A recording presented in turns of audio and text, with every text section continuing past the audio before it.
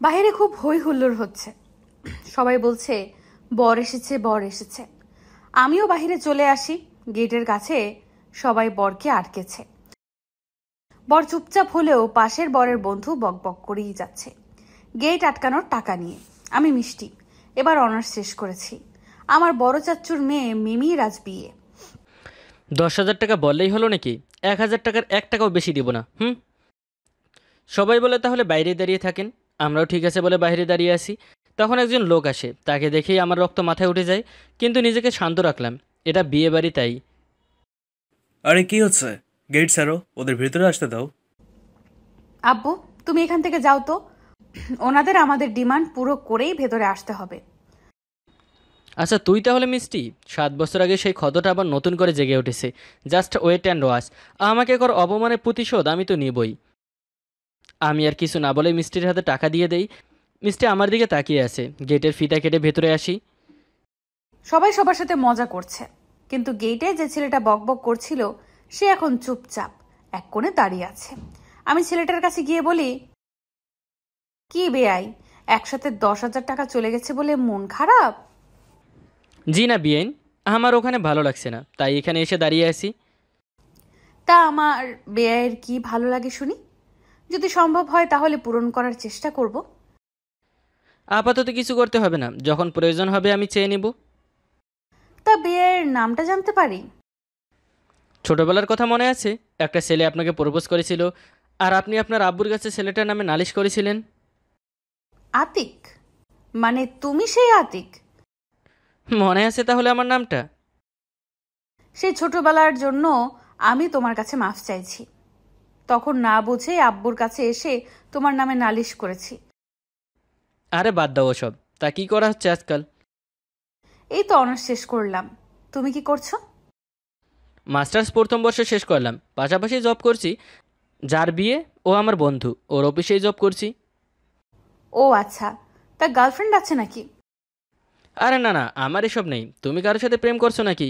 নাকি এখনো আঙ্কেলের কাছে নালিশ করো? অনেকে প্রপোজ করতে চেয়েও সাহস পায় না। আব্বু সাথে করে দুজন বডিগার্ড দিয়েছে, তাই। এটা তো ভালো তাহলে। আচ্ছা চলো বিয়ের আসরে যাই। আতিক, ইয়ে মানে তোমার মোবাইল নাম্বারটা দেওয়া যাবে? কেন না? 01856। শিখে নিজে থেকেই ধরা দিচ্ছে। তোর জন্য আমাকে গ্রাম ছাড়তে হয়েছে। তোর জন্য আমার মা সবার সামনে ছোট হয়েছে। আমি যদি তোর পরিবারকে আমার মায়ের পায়ের কাছে না ফেলতে পারি, আমার নামও আতিক নয়। বিয়ের মণ্ডপে চলে আসি। কিছু সময় পর বিয়ের কাজ সম্পন্ন হয়। আমরা বউ নিয়ে চলে আসি। আসার সময় মিষ্টি শুধু আমার দিকেই তাকিয়েছিল। রাতে রুমে শুয়ে আছি। ইস, আতিক আগের থেকে কত সুন্দর হয়ে গেছে। আর আগের জন্য আমাকে মাফও করে দিয়েছে। আগে বন্ধুত্ব করব, এরপর প্রেম, তারপর বিয়ে। কি করছে এখন? কল করে দেখি। মাত্র বাসায় এসেছি, রুমে এসে চেঞ্জ করতে যাব, মোবাইলটা বেজে ওঠে। মোবাইল হাতে নিয়ে দেখি আননোন নাম্বার। কল রিসিভ করতেই। কি করছো? বাসায় পৌঁছে গেছো? মাত্র আসলাম, চেঞ্জ করেছি। তুমি কি করছো?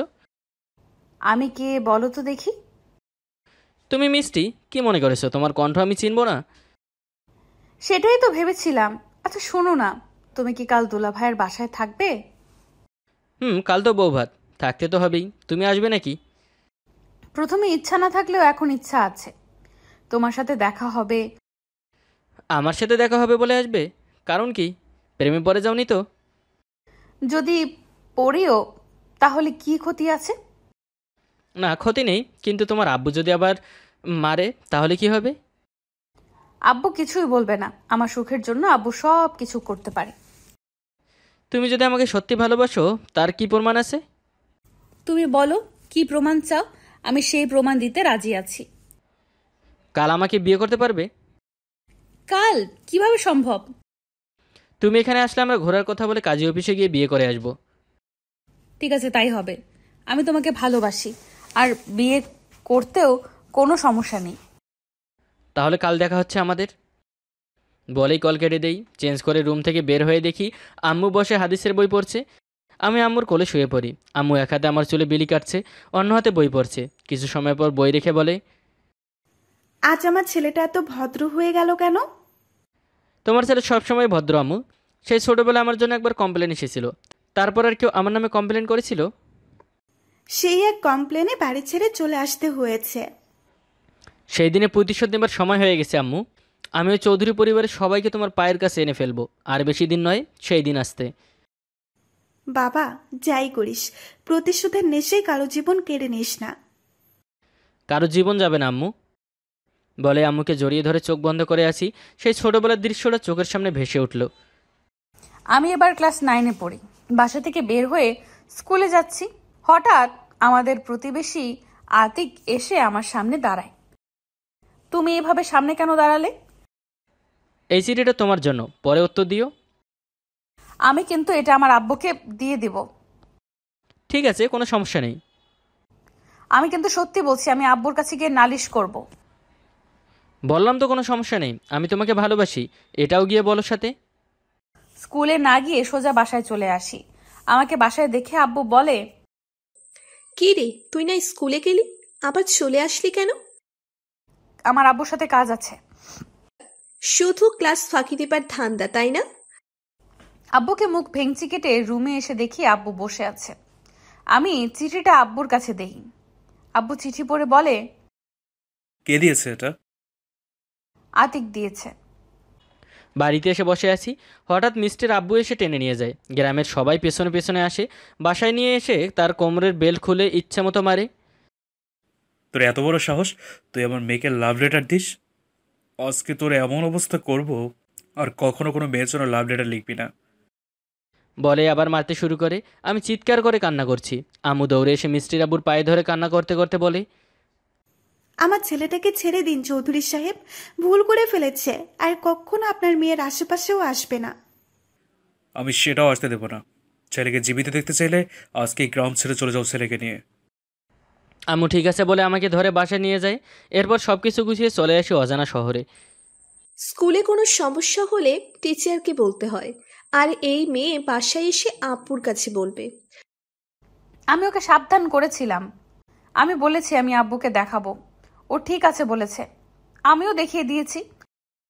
কিছুদিন পরে বিয়ে দেবার বয়স হয়ে যাবে, আর এখনো কিছু হলে আব্বুর কাছে চলে আসে। আচ্ছা, কি শুরু করলে? আমার মেয়ে যা করেছে ঠিক করেছে। কত বড় সাহস ওই ছোট লোকের বাচ্চার! আর সেই থেকে আম্মুকে নিয়ে এখানে আসি। যার জন্য আমি নিজের বাপের ভিটা ছেড়ে এখানে চলে এসেছি, তাকে তো এত সহজে আমি ছাড়বো না। পরের দিন বিকালে আমরা দুলাভাইদের বাসায় চলে আসি। খাওয়া দাওয়া শেষ করে আমি আতিকের সাথে কাজী অফিসে চলে আসি। বিয়ে শেষ হলে আতিক আমাকে ওর একটা বন্ধুর বাসায় নিয়ে আসে। একটা রুমে দুজন বসে আছি। কি ভয় পাচ্ছ তুমি? আমি আমার বরের সঙ্গে আছি, ভয় কেন পাবো? সেটাই তো। আচ্ছা, আমি যদি এখন তোমার সাথে কিছু করতে চাই, তুমি কি আমাকে বাধা দিবে? এখন এসব না করলে হয় না? না মানে সবাইকে জানিয়ে আবার যখন বিয়ে হবে তখন যদি হয়? বিয়ে তো আমরা সবাইকে জানিয়ে করবো আবার, কিন্তু এখন আমরা হাজব্যান্ড ওয়াইফ, তো সমস্যা হবার কথা নয়। আমি আতিকের কথায় লজ্জা পেয়ে মাথা নিচু করে রাখি। আতিক আমার পাশে বসে আমার থুতনিতে হাত রেখে মুখটা উপরের দিকে তুলে কপালে চুমু খায়। আমি কিছুটা কেঁপে উঠে চোখ বন্ধ করে নেই। আতিক আমার দুই চোখের পাতায় কিস করে। আমার শরীর বরফ হয়ে যাচ্ছে। হাতে মুষ্টি শক্ত করে চেপে ধরে আছি। আতিক আমার ঠোঁটে তার আঙুল দিয়ে স্লাইড করছে।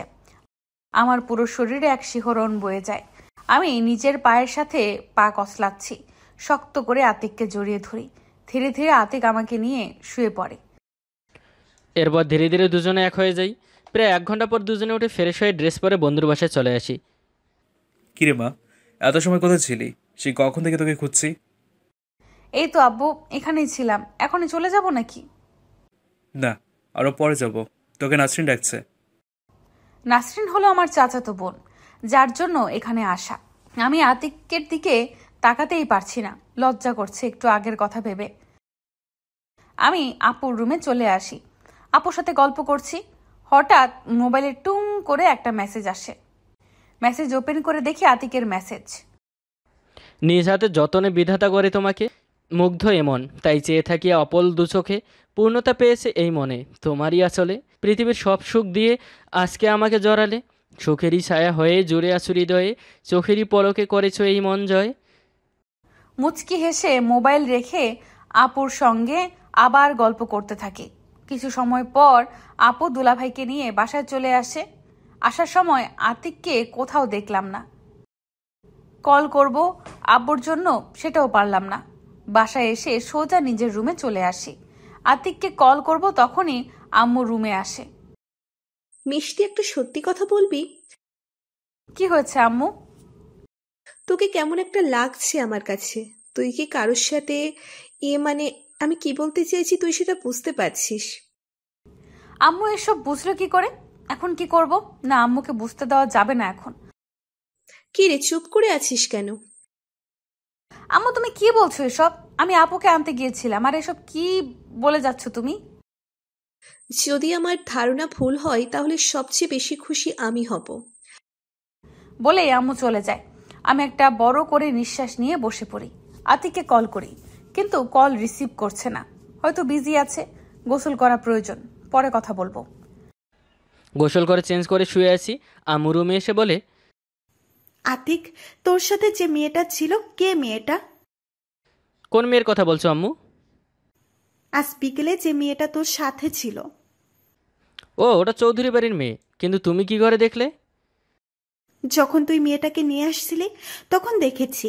এই মেয়ের জন্য একবার মার খেয়েছিস, নিজেদের ভিটা ছেড়ে এখানে চলে এসেছি, আবার এই মেয়ের সাথে তুই। কুল আম্মু, এবার আর চৌধুরী কিছুই করতে পারবে না। কয়েক মাস পর দেখবে আমাদের বাসায় এসে তোমার পা ধরবে। তুই কি বলতে চাইছিস আমি বুঝতে পারছি না। জাস্ট ওয়েট অ্যান্ড ওয়াচ আম্মু। নতুন করে আর কিচ্ছু হবে না, তুমি নিশ্চিন্তে থাকো। আম্মু কিছু ভাবতে ভাবতে চলে যায়। আমি শুয়ে আছি, মোবাইল বেজে ওঠে মিষ্টির কলে। মিষ্টি বলো। আসার সময় তুমি কোথায় ছিলে? কতবার কল করেছি, একবারও রিসিভ করনি। আসলে বাসায় একটু কাজ ছিল, তাই চলে আসতে হয়েছে, আর গোসল করতে হয়েছে। তুমি তো জানোই। কেন? এইমাত্র ফ্রি হলাম। বুঝলাম। আমরা আবার কবে দেখা করব? খুব তাড়াতাড়ি। আচ্ছা, তুমি এখন কি করছো? বাসায় সব কিছু ঠিকঠাক তো? আর বলো না, আম্মু কি করে যেন বুঝে গেছে। আমাকে এসে উল্টোপাল্টা কথা জিজ্ঞেস করছে। মায়ের চোখ বলে কথা। আচ্ছা শোনো, কাল আমার একটা অ্যাসাইনমেন্ট আছে, পরে কথা বলি, কেমন? আচ্ছা ঠিক আছে, আমি তোমার কলের অপেক্ষায় থাকবো। আমি ঠিক আছে বলে কল কেটে দেই। অ্যাসাইনমেন্ট করতে থাকি, এভাবেই কাটতে থাকি দিন। মিষ্টির সাথে রাতের অন্ধকারে দেখা করা, মাঝে মাঝে বন্ধুর বাসায় যাওয়া, কেটে যায় 3 মাস। দুপুরে সবার সাথে খেতে বসেছি, হঠাৎ বমি আসে। উঠে দৌড়ে ওয়াশরুমে চলে যাই। আম্মু আমার পেছনে পেছনে আসে। আম্মু আমার মাথা চেপে ধরে আছে। কিছু সময় পর ফ্রেশ হয়ে এসে টেবিলে বসি। কিরে মা, কি হয়েছে তোর? হঠাৎ বমি করলি কেন? জানি না আব্বু, সকাল থেকে শরীরটা কেমন লাগছে। আমি ডক্টরকে কল করে আসতে বলছি। তুমি মিষ্টিকে নিয়ে ওর রুমে যাও। আম্মু আমাকে নিয়ে আমার রুমে চলে আসে। আমার দিকে কেমন করে তাকিয়ে আছে। আমার কেন জানি মনে হচ্ছে তুই প্রেগনেন্ট। সত্যি করে বল মিষ্টি, তুই কি কারোর সাথে কিছু করেছিস? আম্মু আমি প্রেগনেন্ট তুমি কি করে বুঝলে? তুই যখন আমার পেটে ছিলি তখন আমারও এমন হয়েছে। সত্যিটা আমাকে বল মা। আম্মু তোমার আতিকের কথা মনে আছে? ছোটবেলায় যে আমাকে ভালোবাসি বলেছিল, আর আমি আব্বুর কাছে বিচার দিয়েছিলাম। মনে আছে। আতিকের কথা এত বছর পর কেন বলছিস? আতিক আর আমি একে অপরকে ভালোবাসি, আর 3 মাস আগে আমরা বিয়ে করেছি কাজী অফিসে গিয়ে। বুঝতে পেরেছি। নাসরিনকে যেদিন আনতে গিয়েছিলে সেদিনের কথা, তাই না? আম্মু। এই শুনছো, এইদিকে আসো। ডক্টরকে আসতে নিষেধ করে দাও। পাগল নাকি তুমি? আমার মেয়ে অসুস্থ আর তুমি ডক্টরকে আসতে না বলছো? বলছি, কারণ তোমার মেয়ে অসুস্থ নয়, তোমার মেয়ে মা হতে চলেছে। আম্মুর কথা শুনে আব্বু যে আকাশ থেকে পড়লো, আমার দিকে অবাক হয়ে তাকিয়ে আছে। আম্মু আব্বুকে সব বলে, সব শুনে আব্বু মাথায় হাত দিয়ে বসে পড়ে। আমি চোখ বন্ধ করে অন্যদিকে তাকিয়ে আছি। আমরা এতটাই পর তোর মা, আমাদের একবার বলতে পারলি না? আতিক এখন বলতে নিষেধ করেছিল আব্বু, তুমি যদি ছোটবেলার মতো আবারও ওকে মারো তাই। আমার মেয়ের সুখের চেয়ে আমার কাছে আর কিচ্ছু বড় নয়। তোর সাথে ছোট থেকে বন্ধুর মতো মিশছি, যাতে তুই কোনো ভুল না করিস, আর তুই এত বড় একটা কাজ করে ফেললি, আমি কিছুই জানি না। এখন এসব বলে লাভ হবে না। যত তাড়াতাড়ি সম্ভব আতিকের বাসায় কথা বলে বিয়ের ব্যবস্থা করো। মানুষ ওদের বিয়ের কথা বিশ্বাস করবে না, তাই বিয়েটা যত তাড়াতাড়ি হয়ে যায় ততটাই ভালো। ঠিক আছে, আজ বিকেলেই আমরা আতিকদের বাসায় যাব। মিষ্টি আতিককে কল করে বল। খাবার খেয়ে মাত্র বাসা থেকে বের হয়ে গাছতলায় এসে বসেছি, মোবাইলটা বেজে ওঠে। মোবাইল হাতে নিয়ে দেখি মিষ্টি কল করেছে। বলো, কি হয়েছে? একটা খুশির খবর দেওয়ার আছে। বলে ফেলো। আব্বু আম্মু আমাদের সম্পর্ক মেনে নিয়েছে। আর আর হোয়াট? তুমি বাবা হতে চলেছো। আমি প্রেগনেন্ট। হোয়াট? আমি বাবা হব মানে? এই কি বলছিস তুই? কার পাপের ফসল আমার ঘরে চাপাতে চাইছিস? আতিক, তুমি কি বলছো? আমাদের ভালোবাসার ফসল আমার গর্ভে, আর আমি তোমাকে তাকে পাপের ফসল বলছো? কি প্রমাণ আছে এই সন্তান আমার? আর বিয়ে ছাড়া তুই আমার সাথে এত কিছু করে ফেলেছিস? বিয়ে হয়নি মানে? আপুকে যেদিন আনতে গেলাম সেদিন তো আমরা কাজী অফিসে গিয়ে বিয়ে করলাম। প্রমাণ করে দেখা। বলেই কল কেটে দেই। সেই সময় এসে গেছে, আমি তো এটাই চেয়েছি। এখন কান্নাকাটি করো, তারপর তোমার আব্বু আম্মু আমাদের বাসায় আসবে, আমাদের কাছে তোমার জীবন নষ্ট না করার জন্য ভিক্ষা চাইবে। এটাই তো আমি চেয়েছি। আতিক তোদের বিয়ে অস্বীকার করছে মানে? আমাদের ওদের বাসায় যেতে হবে এখনই।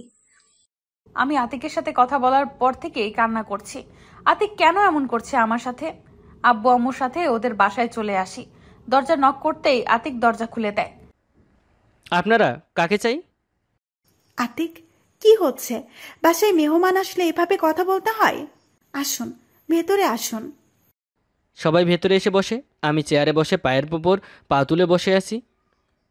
জি বলুন, আপনারা কেন এসেছেন? আসলে ভাবি সাহেবা, আমি সব খুলে বলি। আতিক, উনি যা বলছে তা কি ঠিক? সব মিথ্যা আম্মু। কার পাপের ফসল আমার ঘরে চাপাতে চাইছে? আতিক, কি বলছো তুমি? কেন মিথ্যা বলছো? তুমি তো আমাকে ভালোবাসো, তাহলে কেন এসব বলছো? ভালোবাসা? আমি তোকে ভালোবাসি? তুই কি ভেবেছিলি ছোটবেলার কথা আমি ভুলে গেছি না? কিছুই ভুলিনি। তোর বাপের সেই বেল দিয়ে কর আঘাত, আমার বাপের ভিটা থেকে আমাকে চলে আসতে বাধ্য করা, কিছুই ভুলিনি আমি। আতিক বাবা, ছোটবেলার কথা মনে করে তুমি দুইটা জীবন নষ্ট করো না। মিষ্টির কথা নাই ভাবলে, ওর গর্ভে থাকা তোমার সন্তানের কথা ভাবো। সন্তান? কিসের সন্তান? যেখানে আপনার মেয়েকে আমি না বিয়ে করেছি আর না কিছু হয়েছে আমাদের মাঝে, সেখানে সন্তান আসছে কোথা থেকে? মিষ্টি এসে আমার পা জড়িয়ে ধরে কান্না করছে। কান্না করতে করতে বলে, আতিক, ছোটবেলার একটা ভুলের শাস্তি তুমি আমাকে এভাবে দিও না। ওই আল্লাহ সাক্ষী আছে, তোমার আমার বিয়ের, আমার গর্ভের সন্তান তোমার। তুমি আমাকে ফিরিয়ে দিও না। সাক্ষী নিয়ে আয়। বিয়ের কাবিন যদি নিয়ে আসতে পারিস তাহলে আমি সব মেনে নেব। এখন আসতে পারিস। আমি সেখানেই ধপাস করে বসে পড়ি। আতিক ছোটবেলার একটা ভুলের জন্য আমার সাথে এমন করেছে, আমি বিশ্বাস করতে পারছি না। আতিক, যদি সত্যিই তুই এমন কিছু করে থাকিস তাহলে বল। তোর ইগোর জন্য দুইটা জীবন নষ্ট হয়ে যাবে। ছোটবেলায় ভুলটা তোর ছিল, আর যদি মিষ্টির কথা সত্যি হয় তাহলে আজও ভুলটা তুই করছিস। মা, আমি সত্যি বলছি, আতিক আমাকে কাজী অফিসে নিয়ে বিয়ে করেছে। আর ওর বন্ধু সুমনের বাসায় আমরা প্রায়ই যেতাম। আপনি ওকে বলুন না আমাকে এত বড় শাস্তি না দিতে। এই চুপচাপ তোর বাপকে নিয়ে এখান থেকে জানা। না আমি তোকে বিয়ে করেছি আর না এই সন্তান আমার। চুপচাপ বের হয়ে যায় এখান থেকে। বাবা, আমি তোমার পায়ে ধরছি, তুমি আমার ভুলের শাস্তি আমার মেয়েকে দিও না। তুমি চাইলে আমাকে এখন মেয়ের প্রতিশোধ দিতে পারো, তবুও আমার মেয়ের জীবনটা নষ্ট করো না। ও যে মানুষের কাছে মুখ দেখাতে পারবে না, এত বড় পাষাণ তুমি হয়েও না। আমার চোখের পানিগুলো আরো যেন বেশি করে পড়ছে। বাবা মা সন্তানের জন্য কতটা ছোট হয়। আমার জন্য আমার আব্বু আতিকের পা ধরেছে। আমি সন্তান নামের কলঙ্ক। আমি আমার মা বাবার মাথা আজ নত করে দিয়েছি। আমি এত বড় ভুল কি করে করলাম? আতিকের দিকে তাকিয়ে চোখের পানি ফেলেই যাচ্ছি। আতিক আব্বুকে ধাক্কা দিয়ে চলে যায়। আতিকের আম্মুর চোখেও পানি। আম্মু আব্বুকে ধরে মাথা নিচু করে চোখের পানি ফেলছে। নিজেকে শেষ করে দিতে ইচ্ছে করছে। আমি আব্বুকে জড়িয়ে ধরে শব্দ করে কান্না করছি। আতিক এভাবে প্রতিশোধ নিবে ভাবিনি। বহুবার দু চোখ পেয়েছিল খুঁজে ভরসা আর আশ্বাস, কিন্তু একবার বুঝিনি এভাবে ভেঙে যাবে বিশ্বাস। কখনো বুঝতেই পারিনি আতিক বুকের মাঝে এতটা ছলনা লুকিয়ে রেখেছে। কান্না করতে করতে আব্বু আম্মুকে নিয়ে বাসায় চলে আসি। আতিক, আমিও দেখে নিব তোকে। পরের পর্ব পেতে আমাদের চ্যানেলটি সাবস্ক্রাইব করে আমাদের পাশেই থাকুন। ধন্যবাদ সবাইকে। Coming soon.